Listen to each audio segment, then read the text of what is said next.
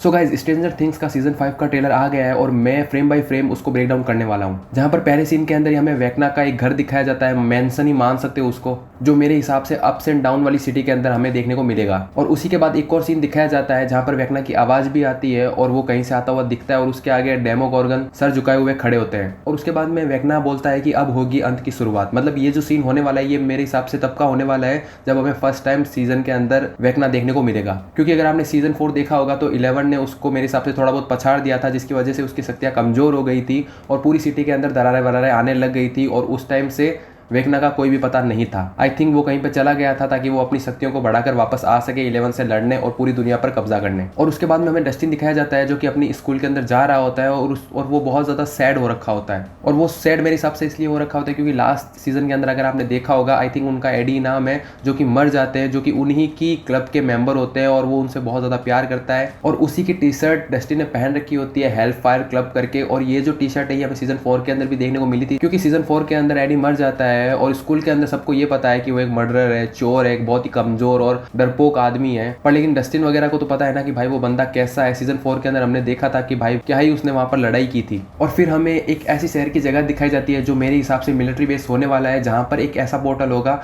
जहां से वेकना आएगा और वो बहुत ज्यादा बड़ा होता है। और ये जो पार्ट है ये बहुत बार इस पूरे ट्रेलर के अंदर दिखाया गया है, तो इसको मैं डीपली ब्रेक डाउन करने वाला हूँ आगे। क्योंकि अगर इस फ्रेम को अगर आप जूम करोगे ना तो इसी गेट के आगे हमें रोशनी देखने को मिल रही है और ये रोशनी भी आगे मैं बताऊंगा कि कहाँ पे इन लोगों ने यूज ली है। और फिर हमें 11 और माइक दिखाए जाते हैं जो कि एक छत पर बैठे होते हैं। और ये जो जगह है ये हमें टीजर में दिखाई गई थी जब आई थिंक स्टीव वो कुछ मीटर वगैरह या फिर कुछ रेडियो सेट करता है और अगर जैसे ही वो जूम आउट होती है चीज़ तो हमें एक वैन दिखाई जाती है उसी जगह के बाहर। तो आई थिंक वो बहुत टाइम से वहां पर किसी का वेट कर रहे हैं, आई थिंक वेकना का कर रहे होंगे, उसको बुला रहे होंगे ताकि उसको बुलाकर मार दे। और ये भी बात इन लोगों ने ट्रेलर में आगे करी है, उस पर भी हम फोकस करेंगे। और छत पर बैठे बैठे माइक 11 को बोलता है कि हम यहाँ पर फंस चुके हैं और उसके बाद में हमें मिलिट्री बेस दिखाया जाता है। मतलब आपको पता ही है सीजन 4 के अंदर जैसे ही सारी सिटी के अंदर तबाही मच गई थी तो मिलिट्री वालों ने क्या किया था, पूरे शहर को क्वारंटाइन कर दिया था। और उसके बाद में एक सीन दिखाया जाता है जहाँ पर सीजन 2 सीजन 3 की वो गुफा दिखाई जाती है, वो सुरंग दिखाई जाती है जहाँ पे हमें डेमो डॉग्स देखने को मिलते हैं। और उसके बाद में हमें दिखाए जाते हैं स्टीव, जोनाथन, नैन्सी और रॉबिन। और वहाँ में एक चीज और देखने को मिलती है कि उन लोगों को एक हिडन जगह मिली है जो कि एक बुक शेल्फ के पीछे है। और इस जगह की मैं आगे बात करने वाला हूँ क्योंकि वहां पर मैं बताऊंगा कि ये जगह कहाँ की हो सकती है। और इसके बाद में अगला हमें सीन दिखाया जाता है हॉपर और 11 का, जो शायद मेरे हिसाब से वेकना वाली जगह पर पहुंच गए हैं। और इसका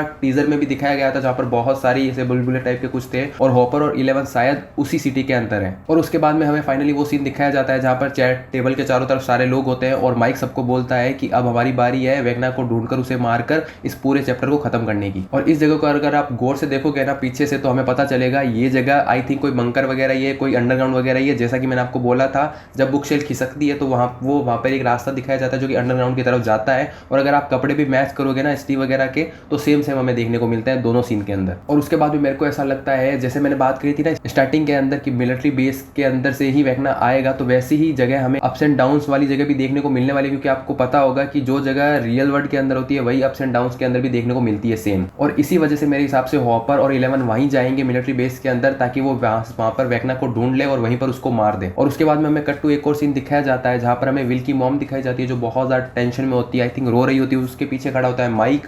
और अगर आप फ्रेम को थोड़ा सा पॉज करके जूम करोगे तो हमें दिखाई जाते हैं सू, आई थिंक वो विल के होंगे।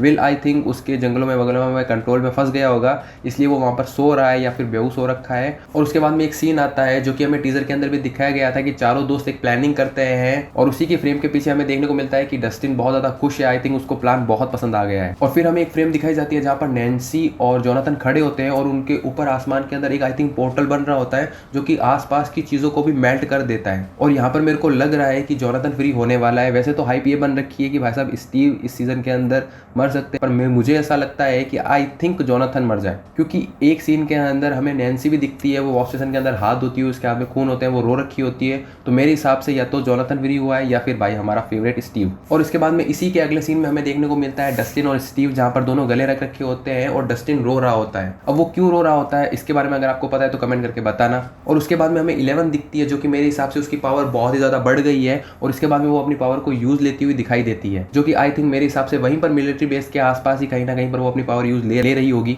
और आई थिंक हॉपर और 11 दोनों उसी लैब में होंगे जहां पर ये सारे एक्सपेरिमेंट होते हैं। और उसके बाद में हमें फिर से वो सीजन 2 सीजन 3 की एक गुफा दिखाई जाती है, एक सुरंग दिखाई जाती है जहाँ पर हमें देखने को मिलता है डेमोडॉक्स और हमारा ल्यूक। अब यहाँ पर मैं सिर्फ जस्ट इमेजिन कर रहा हूँ कि क्या पता यहाँ पर मैक्स आके उसको बचा ले। और उसके बाद में एक सीन आता है जहाँ पर अप्स एंड डाउन्स के अंदर ही मेरे हिसाब से पत्थर वगैरह ऊपर जा रहे होते हैं और ऊपर से कोई आदमी नीचे गिर रहा होता है। अब ये पता नहीं कौन है, आप कमेंट करके बता सकते हो अगर आपको आइडिया हो तो, जूम वगैरह करके। और अगले ही सीन में हमें एक अजीब सी चीज़ देखने को मिलती है, बेबी सीटर वाला इंसान चेंज हो जाता है और सारे जो बच्चे होते हैं वो जोनाथन के गले रख रखे होते हैं। अब क्या यार, इस सीन के अंदर मेरे को ऐसा लगता है आई थिंक स्टीव फ्री हो गया है। फिर हमारा एक सीन आता है जहाँ पर ल्यूक एकदम प्यार के चक्कर में पागल हो रहा होता है और मैक्स को बचाते हुए लिफ्ट के अंदर बंद हो ही रहा होता है, और उस टाइम अगर लिफ्ट थोड़ा भी आगे पीछे हो जाए तो उन दोनों का काम भी यहाँ पर फ्री हो सकता है। और ऐसा ही सीन हमें टीजर के अंदर भी देखने को मिला था जहाँ पर वो डेमोडॉक्स हॉस्पिटल के अंदर आ जाते हैं और ल्यूक जो है वो मैक्स को ऐसे छुपा कर चुपचाप बैठा होता है। उसके बाद में एक ऐसा सीन आता है जहाँ पर हमें विल दिखता है बेहोशी की हालत में,